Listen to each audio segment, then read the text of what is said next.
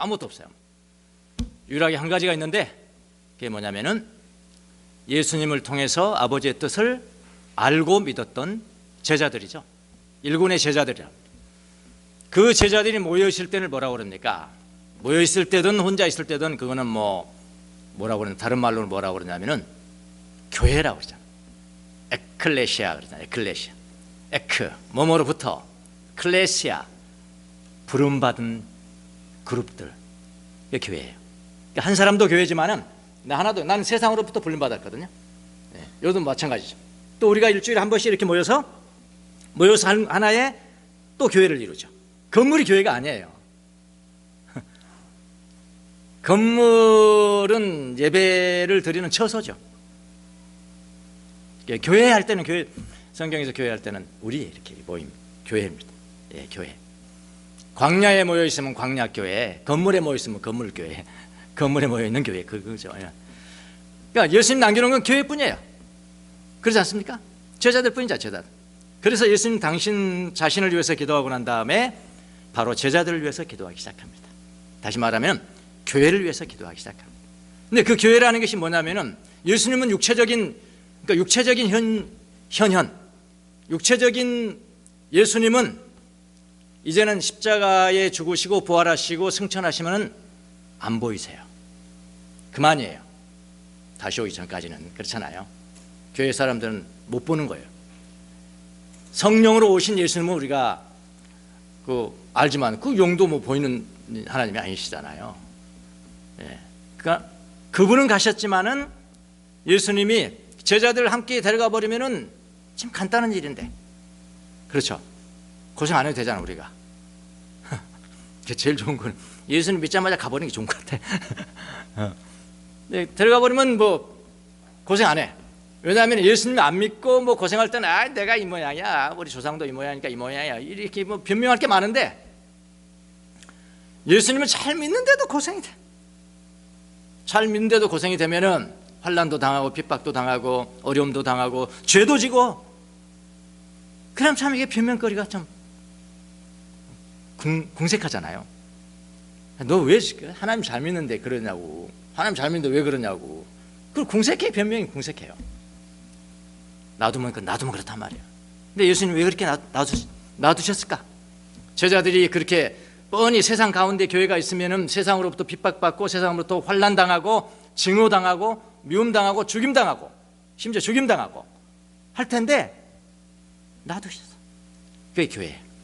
세상 안에 있는 게 교회예요. 그러나 교회는 세상에 속해 있지는 않죠. 그러나 세상 안에 있어요. 그래서 세상은 교회에 영향력을 끼치지 못해요. 그러니까 세상에 이제 하나님을 모르는 세상의 가치는 교회의 가치와는 이건 상충되는 거예요. 그래서 부딪힐 수밖에 없어. 그러니까 교회의 가치를 세상이 따르지 않는 한 그렇단 말이에요. 세상 다 나쁘다는 게 아니라, 예. 하나님의 가치를 따르면 오케이, 그럼 우리 같이 가는 거예요. 평화로워요. 그러나 그렇지 않고 악을 행할 때는 항상 상충되죠. 왜냐하면 교회는 세상 속에 있기 때문에 그래요. 예. 이제 불안하게도 요즘은 세상이 교회를 심판하는 세대가 됐으니까 아이러니하죠. 예. 세상은 교회를 심판하지 못해요. 교회가 세상을 심판하는 거죠. 그래서 그때 이제 예수님께 남겨놓은 그 교회, 그 제자들로 모이는 원교회, 초대교회라도 되고요. 원교회를 중심으로 해서 전 세계로 교회가 퍼져나가죠. 지금 우리 교회도 여기 바른교회 이렇게 모임이 있지만 우리 복음이 누구한테 왔겠습니까? 다 위로 가면 이분들한테 왔을까? 그렇죠? 뿌리가 됐죠. 그분들은 우리 교회의 뿌리가 된 거예요. 자, 오늘 예수님이 이 세상에 남겨진 교회를 위해서 기도하는 장면이 나옵니다. 한 4가지 정도를 기도해요. 내가 이 교회를 이 세상 가운데 남겨두고 내가 떠나가지만은 너희들이 지켜야 될 것이 교회로서의 특징 몇 가지가 있다. 하나는 너희들이 하나가 돼야 된다. 하나가 된 것이 뭐냐? 교회는 하나가 돼야 된다. 하나가 되는 게 뭐냐? 그 다음에 중요한 교회의 특징이 뭐냐면 나의 기쁨, 예수님의 기쁨이 충만해야 된다. 교회가 되려면은 그렇다 이 말이에요. 예수님의 기쁨이 충만해야 된다 라는 걸 주시고요. 그걸 위해서 기도했는데 2000년 전의 기도가 지금 기도라니까요. 이게 진짜 기도라니까. 세 번째는 뭐라고 했습니까? 복음 전파, 목숨 걸어라. 복음 전파. 복음 전파에 희미해져 버리면 그건 이제 짠맛을 잃어버린 소금이죠. 사실은요. 교회가 이제 교회 역할을 못 하는 거예요. 복음 전파. 그다음에 마지막으로 예수님이 기도한 게 뭔지 아십니까? 내가 너희들을 세상에서 빼나가는 걸 기도하지 않는다. 그래서 너희들 데리고 가고자 하는 것을 기도하지 않는다. 대신 세상에 남겨놓고 이것은 내가 확실히 말할 수 있다. 하냐면 악으로부터 내가 너희들 반드시 구해준다. 악으로부터, 악한 자로부터 지켜줄게. 세상 미움받는 것으로부터 지켜주고 그게 아니고, 미움받지 않게 해주고 뭐 핍박받지 않게 해주고 어려움 없게 해주고 그거 아니에요. 완전히 승승장구하게 해줄게. 그거 아니에요. 그렇게 말한 적이 없어요. 예수님 그런 기도 아니에요. 거기는요. 세상에서 핍박을 받고 미움을 받고 환난을 당하라. 마지막에 내가 너희를 지켜줄게. 악한 자로부터. 그거거든요. 승리 중에 최고의 승리가 뭡니까? 최고의 짜릿하고 최고의 환희가 넘치는 승리가 뭡니까? 역전승이라고 그래요. 그런 승리, 역전승이라고. 역전. 그렇잖아요. 그냥 뭐 너무나 게임 자체가 안 되면, 지난번에 스리랑카하고 하는데 축구하는데 그만 봤어요. 그냥 재미가 없어요. 뭐 8대0인가 이겼잖아요. 그거 재밌습니까? 재미없어요. 역전승이죠. 역전승. 역전승을 약속해 주시는 이 네 가지를요 기도했다고요. 그러면 예수님의 기도를 하나씩 살펴보면은 우리 교회가, 오늘날 살아가는 교회가, 내 개인이 혹은 그룹 교회가 어떤 삶을 살아가야 되는 것인지, 교회가 어떻게 되어 가야 되는 것인지를 알 수가 있죠. 하나씩 살펴보겠습니다. 자, 예수님 첫 번째 기도 제목은 뭐냐면 하나 되게 해주세요. 하나가 되게 해주세요. 11절. 나는 이제 더 이상 세상에 있지 않으나 그들은 누구죠? 교회죠. 제자들. 그들은 세상에 있습니다. 나는 아버지께로 갑니다.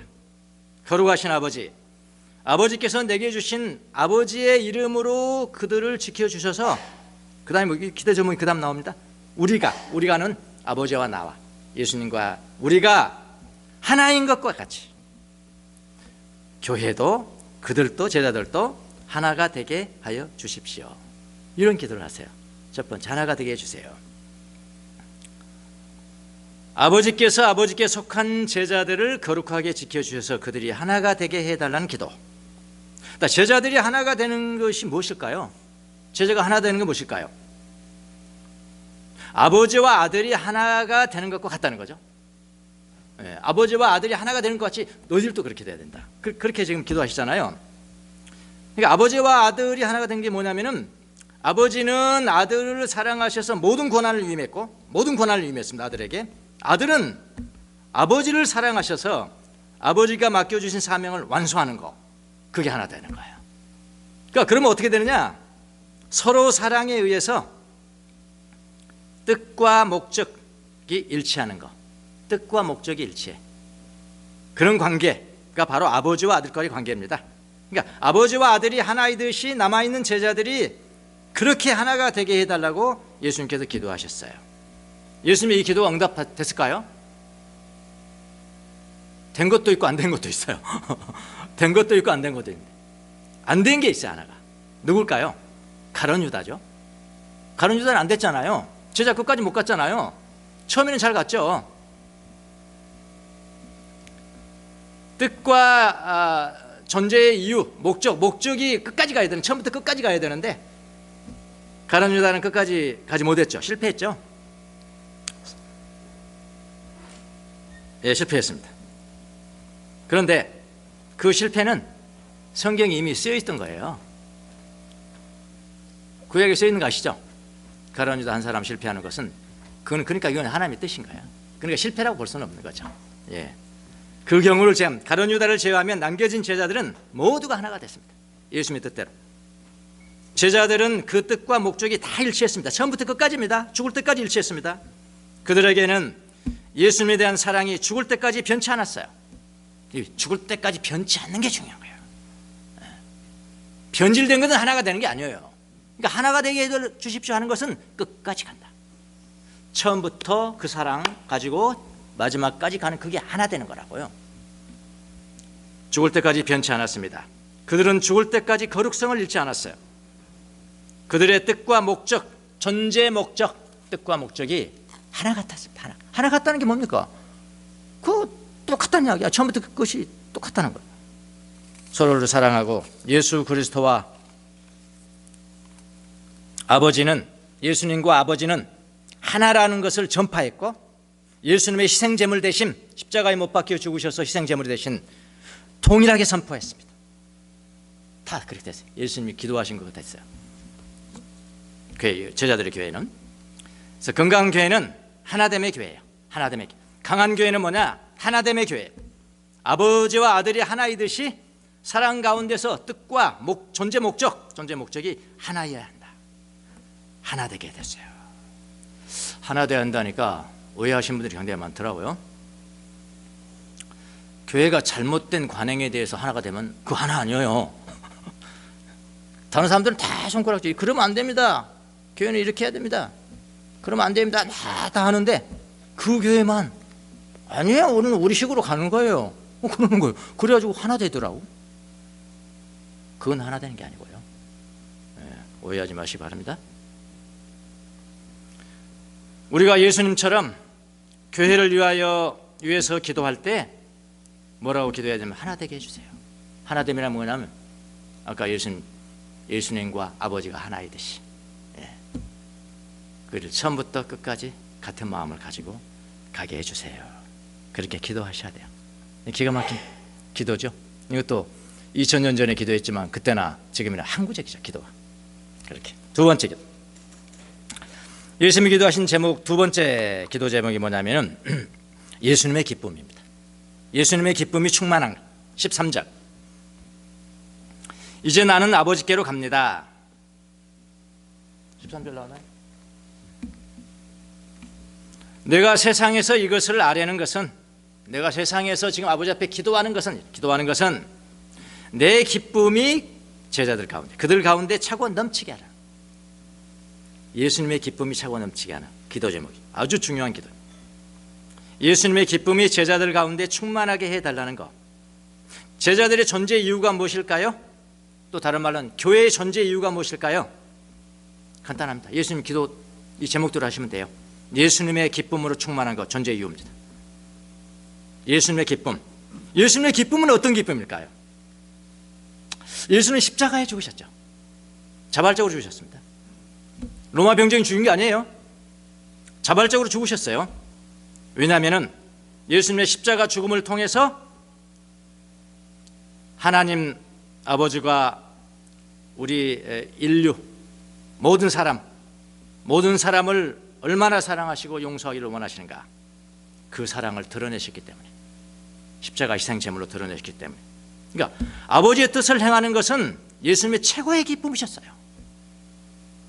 그 예수님이 십자가 죽으시는 것이 로마 병정 내가 힘없어서 죽네, 아버지 왜 이러세요, 왜 나를 버리셨어요, 뭐 이렇게 그런 그 마음을 아셔야 돼요. 예수님이 그게 아니에요. 지금요 예수님의 깊은, 그러니까 환난과 고난과 핍박과 예수님의 기쁨이라는 것은 반대되는 게 아니에요.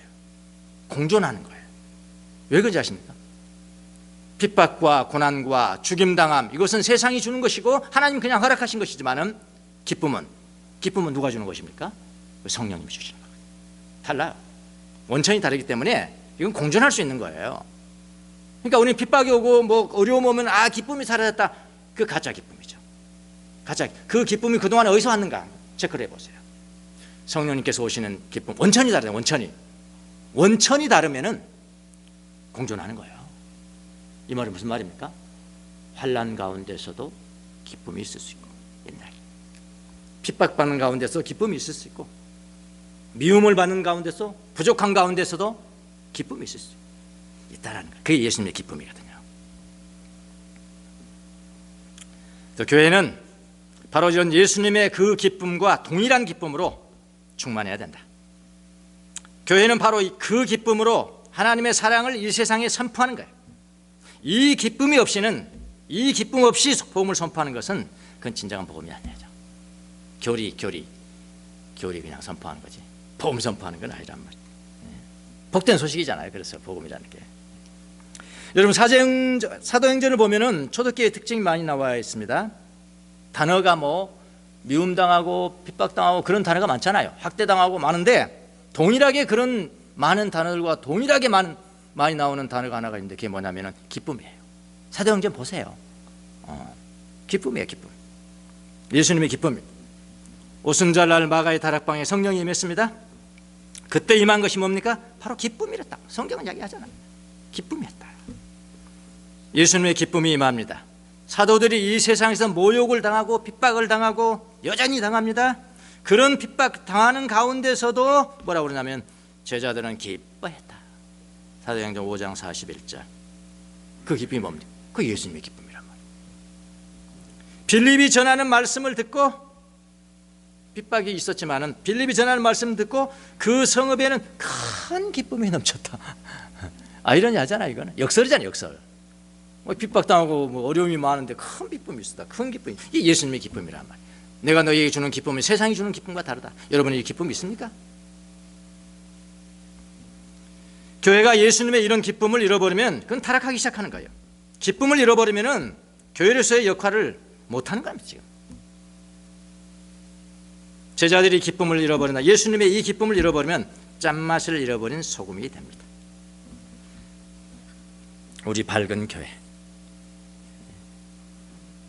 맨날 막 밖에 막 먹고만 있으니까 이거 등신 아니야? 그러라고 밝은 교회에 지어진 게 아니고요. 많은 의미로 우리는 세상에 위로부터 내리는 기쁨으로 산다. 그런 의미로 밝은이잖아요. 기쁨이 가득해야 됩니다. 그 기쁨은 예수님의 기쁨이에요. 그건 환난과 핍박과 어떻게 한다고요? 공존할 수 있다. 환난과 핍박 속에서도 우리는 기쁨을 잃지 않아야 돼. 그건 예수님께서 주시는 기쁨이니까. 이런 말 들으면 믿지 않은 사람들이야 저 미친 사람 아니에요? 정신이 좀 이상한 사람 아니야 이거? 그렇게 할지 모르겠지만 그건 너의 의견이고 그건 너의 의견이고 경험한 사람은 알아. 그런 자신감도 없이 왜 교회 소속되겠습니까? 그렇잖아요. 예수님의 희생제물로 돌아가신 십자가의 기쁨, 그거를 잃어버리면 교회가 아니죠. 타락한 교회인 거예요. 십자가의 기쁨. 교회 헌금 많이 나온 걸 기뻐하면 안 된단 말이에요. 교회 엄청나게 화려하게 저 건물 화려하게 지은 거 우리는 이 정도야. 그거 가지고 기뻐하면 안 된단 말이에요. 교회의 진정한 기쁨은 십자가의 기쁨이에요. 십자가 예수님의 기쁨이라. 그게 건강한 교회라. 명심하셔야 합니다. 자, 세 번째 기도 제목. 이거 지금 2000년 전의 기도 제목입니다.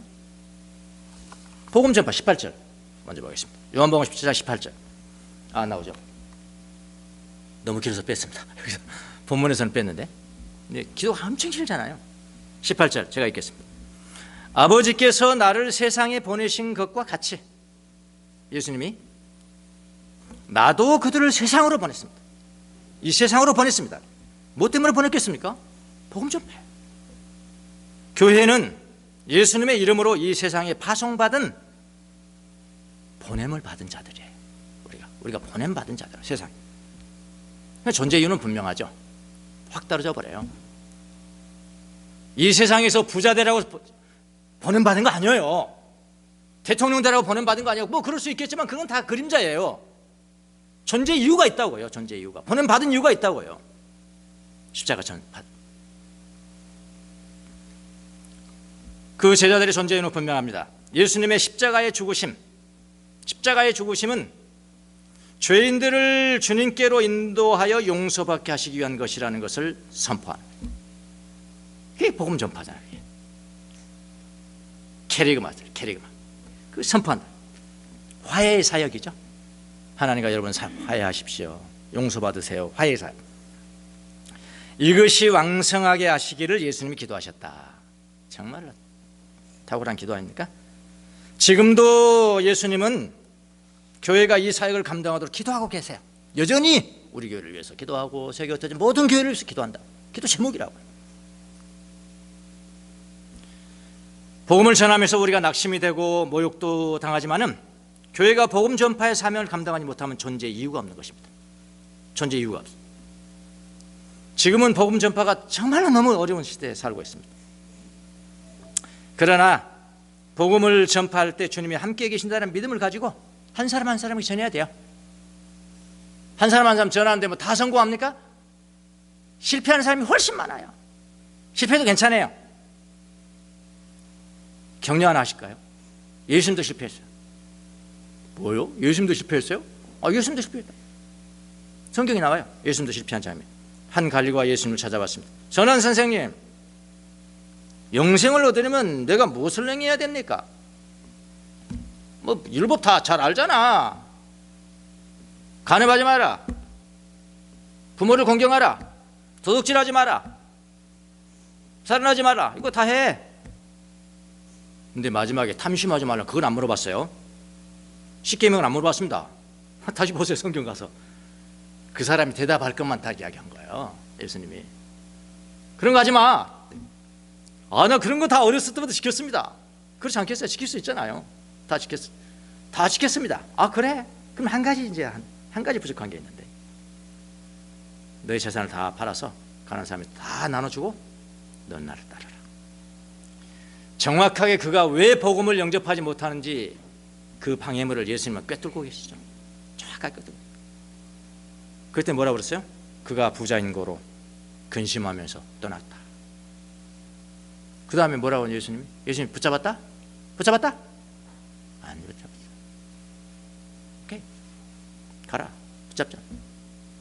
실패하셨거든요. 우리가 전하면요, 실패도 상관없어요. 그만큼 우리는 사명을 감당한 것입니다. 저는 어제 저희 그 동산에서는 어제 성지순례를 갔다 왔습니다. 사실은 가서 보고 하고 할 때는 그렇게 감흥은 없었어요. 그런데 갔다 와서 이제 묵상을 좀 하는데, 성령님이 역사를 하시는데, 황사영, 이 사람에 대해서는 저는 역사책에서 배웠어요. 벌써 몇 년 전입니까? 지금 72년도 그 나오잖아요, 책에. 그때는 막 황사영의 백서 이러면 이 대역죄인, 나라를 팔아먹은 대역죄인, 뭐 이 정도로 배우잖아요. 그리고 뭐 이렇게 시험 보기 위해서 뭐 배우고 그 정도. 아무 준비도 없이 그냥 간 거예요. 따라간 거 오라고 그래서. 뭐라고 그래서 따라가서 이제 거기 그냥 배론 성지를 간 거예요. 배론이라는 게 뭐 영어가 아니고요. 배가 배야, 배 그냥 보트에 배.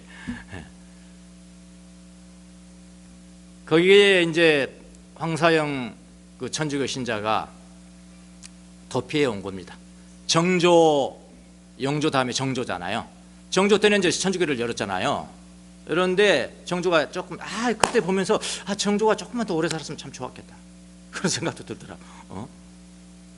죽고 난 다음에 정족들이 이제 정조를 대적하기 위해서 사실은 이미 열어놓은 그 천주교 신자들을 핍박하기 시작한 거예요. 네, 핍박하니까 다 흩어졌잖아. 다 죽기도 하고 그 중국인 신부도 어떻게 처형하고 유배하고 그러잖아요. 그런데 이제 황사영 그 사람이 거기로 피난 온 거죠. 쉽게 말하면 안 죽기 위해서 피난을 와가지고 그분을 찾아보니까, 역사를 찾아보니까 17살에 이미 과거 시험에 합격해서요 정조의 총애를 받은 사람입니다. 그런데도 불구하고 예수님 믿고 난 다음에 부귀영화를 다 버리고 천주교 신자가 된 거예요. 사실은요. 어떻게 저 시대에 저런 결단을 내렸을까? 그것도 나한테는 이제 감동이 됐고, 그래서 이제 거기에 피난 온 거라고요. 완전히 그 중요한 피난처 같은 그런 지역이래요. 그 해설하는 사람이 이 지역이, 제천이 그 지역이. 그래서 굴에 들어가 가지고 이제 중국을 통해서, 중국에 있는 프랑스 이제 주교를 통해서 중국에도 알리고 이 사실을 우리가 얼마나 핍박받는가 이걸 알리고 그 다음에 서양 프랑스에도 알려서 우리를 좀 우리 천주교 신자들을 좀 보호해달라 뭐 그런 요지의 글을 쓴 거예요. 백서, 백자를 쓴 것이 백서가 아니고 백자는 그 비단 백자, 그 천에 한 60cm, 3cm 천에다가 글을 쓴 거예요. 도망가서 이제 굴 속에서 요만한 건데 천 요만한 건데 그 안에 몇 자가 들어갔겠어요? 13,300자가 들어갔다. 그러니까 글씨가 나 처음 봤어. 글씨가 요만한 거. 붓글씨인데 어떻게 그렇게 쓸 수 있죠? 그거를 굴 속에서 써내갑니다. 13,300자를 딱 써가지고 몰래 이제 중국으로 하는 사신들 틈에 그 백서를 하려고 했는데 들켰죠. 들켜가지고 황사영이 능지처참을 당했다. 능지처참 아시죠? 대역적이죠. 왜 그랬냐면은 그 백서 중에 뭐가 나왔냐면은 중국의 당국에 좀 말해서 우리나라를 중국의 속국으로 하고 그 다음에 선교사들이 마음대로 좀 들어올 수 있도록 그렇게 좀 조치를 해주시오. 그게 안 된다면 프랑스에 좀 요청을 해서 군함 한 몇백 배 하고 그 다음에 5, 6만 명의 군사를 보내주세요. 그래서 우리 조선의 왕을 좀 겁박해 주세요. 그런 내용이 있어요. 거기에. 이게 순조 원년입니다. 순조 1년 때 그런 겁니다. 1801년입니다. 예. 그거 누가 보다는 대역죄잖아요. 그래서 그 대역죄 때문에 능지처참을 당했다. 능지처참. 그래서 그 당시에 이 내용이 뭘까? 그래서 갔다 와서 성지순례 끝나고 갔다 와서 집에서 이제 찾아 공부했다니까요. 나도 은혜 받아야 되잖아. 성지순례까지 갔다 왔는데. 그런데 제가 조금 적어왔습니다. 그 백서 중에 이런 왜 저렇게 했을까? 왜 프랑스 그 배를 군함을 조선에 좀 급파해서 그렇게 좀 억압 좀 해달라고 했을까? 이유가 나와요. 이렇게 나옵니다. 다음은 읽을 수는 없고요. 우리는 여기서 우리는 뭐냐면은 프랑스 배가 만약 오면은 프랑스 군함과 군인들이 오면은 그들이 조선 왕에게 이야기하는 거예요. 그래서 우리는 이렇게 이야기하는 거예요. 그 이유죠. 그 사람들이 파견된 이유죠. 군사가 파견된 이유란 말이에요. 우리는 서양에 전교하는 배로, 그러니까 복음을 전하는 배로. 우리는 복음을 전하는 배요. 이제 조선의 왕한테 그런단 말이에요. 그냥 뭐라고 그러냐면은 여자와 재물을 탐내어 온 배가 아니고, 그랬어요. 여자와 재물을 탐내어서 온 배가 아니고, 그다음 중략하고, 그다음에 뭐라고 그러냐면은 이 지역에 누구죠? 조선 지역에. 이 지역에 생명, 영혼이죠, 영혼. 생명을 구원하러 온 것이니 귀국에서 조선 사람 이게 요청이다. 단 한 가지 요청이 있어요. 그게 뭐냐면은 한 사람, 두 사람도 아니야. 한 사람의 선교사를 받아들이신다면, 조선 정부 한 사람의 선교사를 받아들이신다면, 그 다음 중략하고, 그 다음 뭐라고 그랬냐면요, 티끌 하나 건드리지 아니하고 우호 조약을 체결하고 그 다음에 재밌는 북치고 춤추면서 떠날 것입니다. 이게 대역죄입니까? 이게 대역죄냐고. 가슴이 막 이거 읽는데 막 두근두근 하더라고. 그런데 이제 여기서 내가 결정적으로 은혜 받는 것이 아니고 제가 은혜 받는 건 따로 있습니다. 이 황사영 씨를 묵상을 했습니다. 이거 개죽음 당했네. 개죽음이잖아요. 누가 알아주겠냐. 완전 대역죄. 모든 국민들이 대역죄예요. 능지처참 당했는데. 그런데 순교 진짜 이걸 순교라고 하면 어떡하나. 이렇게 막 교차해. 만감이 이렇게 교차해. 그런데 그 역사를 보면요, 그 사람이 쓴 13,300자의 그 백서가 이제 원본이 있잖아. 원본이 그 당시에 이 원본은 쳐버리고 중국에 보내야 되니까 쳐버리고 이 조선 당국에서 뭘 쓰냐면 900자로 줄여요. 이상한 내용은 다 빼버리고 서양 배를 우리나라에 쳐들어오게 했다. 그것만 쓰는 겁니다. 900 몇 자로 줄여요. 그것만 중국에 보내는 거야. 그런데 이 원본을 소각해버려야 되잖아요. 원래는 당연히 그거는 소각한 것이 아니고요, 의금부 창고에 그냥 버려놓은 거야. 버려놨는데 그게 몇 년도에 발견된다? 100년 후에 발견된 겁니다. 결국은 어떻게 됐냐? 지금 있어, 원본이. 로마 교황청에 있어. 우리나라도 왔었대. 그 원본이 있으면 우리는 그대로 볼 수 있는 거죠. 사본에서. 원본 뭐 볼 거 뭐 있어. 사본 내용이 뭔가가 중요하지. 그런데 그 내용이 내 가슴도 지금 2019년 10월 12일 밤 9시에 지금 살아있는 그리스도인인 주명수 이 신자의 가슴 속에 두근두근한단 말이에요. 그럼 이미 기독교인 아닌 역사가들이 이미 이 사람을 평가를 했어. 그럼 누가 의인입니까 지금? 만약 이것도 하나님께서 그냥 원본 다 쳐버렸으면 그 사람이 왜 뭘 썼는지를 모르잖아요. 그럼 이게 얘 훌륭한 사람이구나 신앙적으로, 이걸 누가 평가해 주겠어요? 저는 하나님께서 보존하시다고 생각합니다. 100년 만에 그를 대역죄인이라고 죽였던 사람은 의인이고, 그 당시에는 의인이었고요, 지금은 죄인이고요. 그 당시에는 대역죄인이었지만은요, 지금은 하나님의 나라에서 의인이 됐다고요. 항구적인 게 없어요. 변하는 겁니다. 이렇게 상대적이야. 다 복음 전파 때문에 그런 거 아닙니까 지금? 강사요, 아직 안 가신 동산 있나? 나 거기서 뭐 먹은 거 아닙니다. 한번 가보세요. 역사를 조금 배우고 가보시면 좀 은혜가 되실 겁니다. 네 번째, 지금 악에서 지켜주세요. 악에서 지켜주세요. 악에서. 15절 16절, 내가 아버지께 비는 것은 그들을 세상에서 데려가시는 것이 아니라, 이 나오잖아요. 악에서 지킨다는 게 뭔가를 잘 아셔야 돼요. 세상에서 데려가시는 것이 아니라 악한 자에게서, 단수입니다. 악한 자에게서 그들을 결국은 내가 지켜주신다. 그들을 지켜주시는 것입니다. 내가 세상에 속하지 않은 것과 같이 그들도 세상에 속해 있지 않습니다. 이런 이야기를 하거든요. 이 기도 제목이거든요. 여러분, 교회는 이 세상 속에 존재합니다. 이 세상의 악의 영향을 받을 수밖에 없어요. 세상에 사니까. 이 세상의 미움도 받고요, 이 세상의 증오로부터 면제되지 않습니다. 여러분, 제자라고 면제되지 않아요.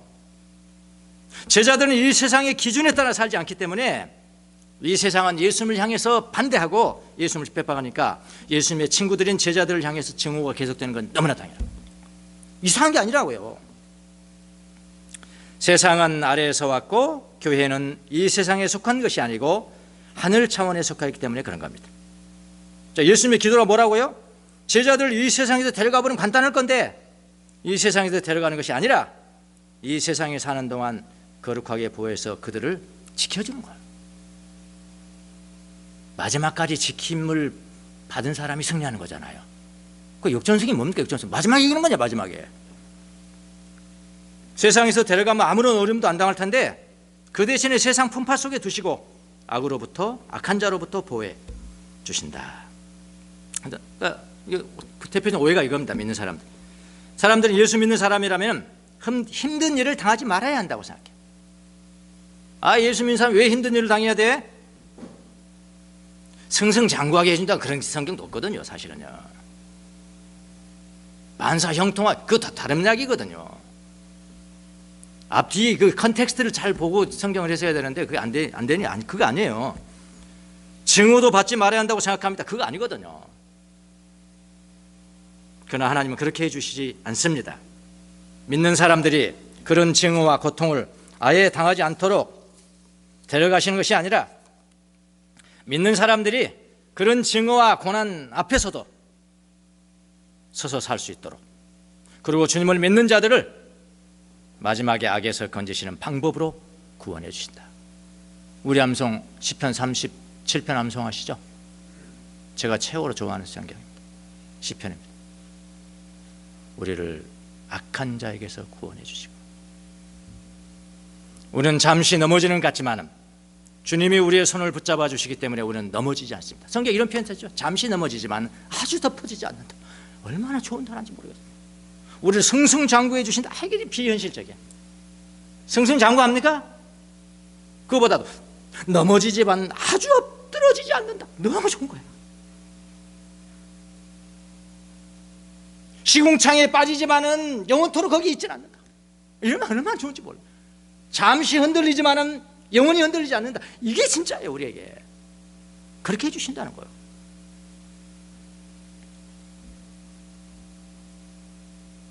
그래서 우리는 고통을 당하지만은 그 고통에 영원히 지도록 놓아두지 않으십니다. 우리는 악에게 잠시 지는 것 같지만, 잠시 져서 죄도 빠진 것 같지만은 결국은 주님께서는 우리를 악한 자들의 손에서 건지십니다. 이게 역전승이에요. 마지막에 승리하는 자가 진정한 승리자입니다. 슬픔에 압도당하는 것 같지만은 마지막에는 우리는 건짐을 받습니다. 이것이 바로 주님의 보호하심을 받는다는 뜻이에요. 오해하지 마세요. 골프 이야기를 좀 할게요. 우리 여자 선수들이 이제 세계에서 1위잖아. 여자들은 막 그냥 왜 여자들이 그런가 했더니 밥을 하잖아. 밥을 하면 항상 서서 막 해.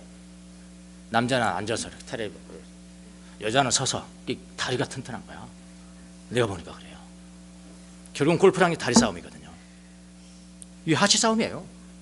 골프를 네 라운드를 해요. 4라운드.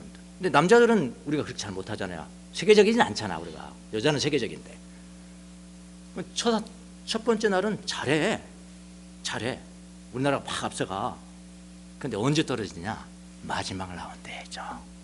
그래서 넷째 날 막 힘도 들고 에너지 다 소방. 그때 진짜 이겨내는 사람이 승리하는 건데. 그래서 우리나라 사람들은 왜 그럴까? 여자들은 낮에 밥하고 막 이것 때문에 지는 거예요. 이것 때문에 마지막에 지는 거예요. 아세요? 이것 때문에 지는 거예요. 이제 골프 이야기 조금 만들어줄게요. 그래서 마지막 승리한 자가 승리한 자다. 골프는 이제 길이에 따라서 그러니까 3번 쳐가지고 넣으면은 0점이 제일, 그러니까 0점이라는 그 벌점이 없다는 거야. 3번 쳐가지고 넣는 길이가 있고, 4번 쳐가지고 넣는 길이가 있고, 5번 쳐가지고 넣으면 그건 다 0점이야. 벌타가 없는 거야. 근데 세 번 쳐가지고 넣는 데서 2번에 쳐가지고 넣었어. 어떤 사람이 2번에 쳐가지고 넣으면은 마이너스 1점이죠. 그렇잖아요. 마이너스 1점이야. 그럼 그걸 버디라고 그래. 버디. 어떤 사람은 3번째 넣는 사람이 한 번에 넣어버렸어. 한 번에. 그럼 마이너스 몇 점?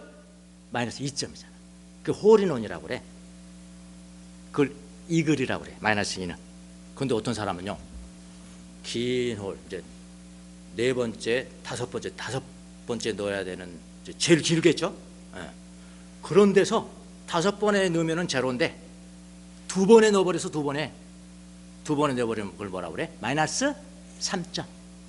자, 요거를 뭐라고 그러냐면은 알바트로스라고 그래. 기자시험에 나온 건데요. 동아일보 기자시험에 나온 겁니다. 마이너스 1이면은 버디, 마이너스 2는 이글. 이글이 뭐죠? 독수리하면 독수리. 독수리보다 더 잘난 놈이 있어. 그걸 마이너스 3점, 이걸 알바트로스라고 그래. 알바트로스. 이건 일평생 못해. 뭐 프로들도 가끔 하나씩 있지. 알바트로스는 그렇게 흔하게 들어간다. 저는 오늘 이 악에서 구해주세요. 악한 자에게서 구해준다. 세상에서 놓고 악한 자에서 구해주신다. 그 말씀을 묵상하면서 우연히 어떤 이은미라는 가수가 부른 알바트로스라는 곡을 제가 봤습니다. 작사한 시를. 이 시가 너무 좋은 거예요. 너무 의미심장한 거예요. 제목이 알바트로스라니까. 제목이, 이 사람이 뭘 알고 골프를 알고 했나? 골프 모아서 하잖아. 그거는요, 새 이름이니까. 이렇게 시작합니다. 가사가 아주 의미심장. 여기에 바보라 불리는 한 새가 있습니다. 그러니까 알바트로스는 날개가 엄청 커. 날개가 엄청 크니까 바보 같아. 가만히 있으면 날지도 못해. 날지도 못하고 강한 바람이 와야 그 역풍이 와야 거기다 자기를 싣거든요. 일단 한번 실었다 하면은 이거는 다른 새는 그는 게임이 안 되는 거야. 폭풍이 와. 역풍이 올 때 다른 새들은 이건 고난이고 환란이지. 근데 이 알바토르스는 뭐냐? 자기 몸을 실을 수 있는 절호의 찬스인 거예요. 그래서 이렇게 시작하는 거예요. 가사가. 여기에 바보라 불리는 한 새가 있습니다. 바보같이 생겼어요. 이것만 키워. 여기에 바보라 불리는 한 새가 있습니다. 날개가 너무 커 날지 못합니다. 땅에선 놀림을 당하며 바보라 불리지만 그는 알고 있죠. 그 새는 알고 있죠. 날 수가 있어. 난 날 수가 있는 거야. 바람이 거세지면 나는 날 수가 있어. 자유롭고 길을 잃은 새, 거친 폭풍 앞에 섰을 때 날 수 있단다. 너를 던져라. 널 흔들고 있는 바람 속으로 그 바람이 나를 펼친다. 너무 커서 아팠던 날개 가장 멀리 가장 높이, 그 다음에 뭐라면 하늘에서는 최고로 멋진 새죠. 이 부분이 너무 좋아.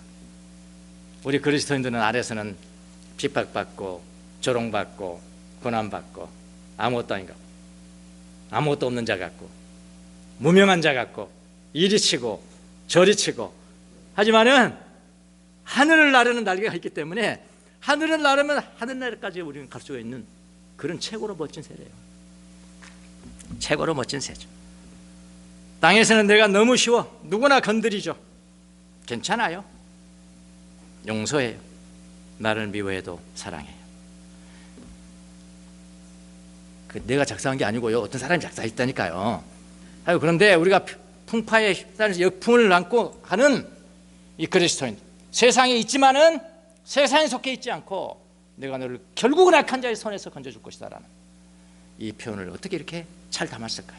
믿는 사람인지 아닌지는 잘 모르겠습니다. 저는요 너무나 멋진 시라고 생각해서 노래 한번 들려드리겠습니다. 이은미가 부르는 알바트로스. 자, 이런 것도 이렇게 영적으로 보면 영적인, 한번 들어보세요. 왜 노래 저거 안 나와? 영상이 나와야 돼. 크게 해봐. 자, 글이 보여야 되는데.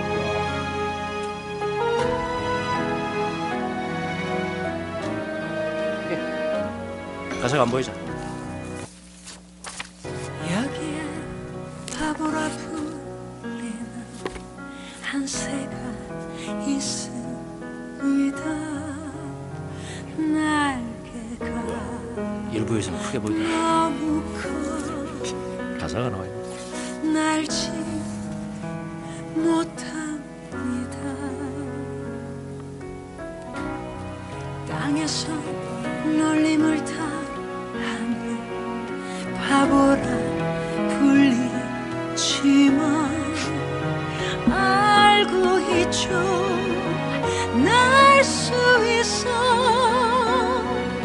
바람 거스치며 자유롭고 길을 잃은 새, 거친 폭풍 앞에 섰을 때 날 수 있단다.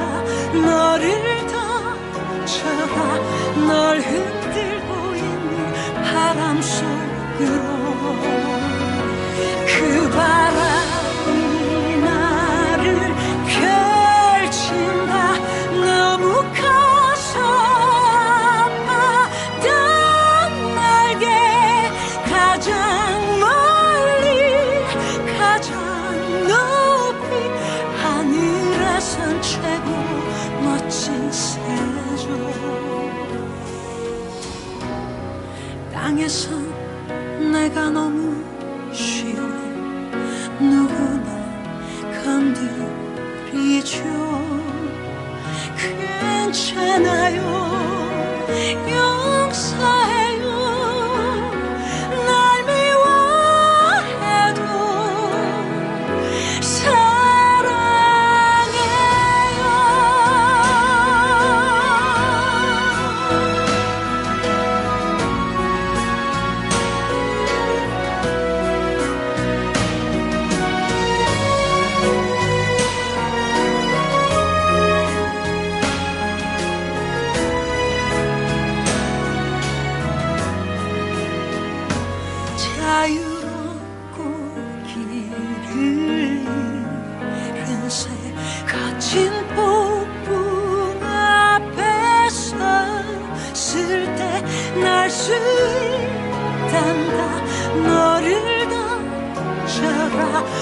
널 흔들고 있는 바람 속으로 그 바람이 나를 펼친다. 너무 커서 아팠던 날개 가장 멀리 가장 높이 하늘에선 최고 멋진 세조. 파도 몰아치는 바다로 그저 내 날개를 펼치고 있다. 바람아 더 불어라. 더 거칠수록 나는 더 뜨겁게.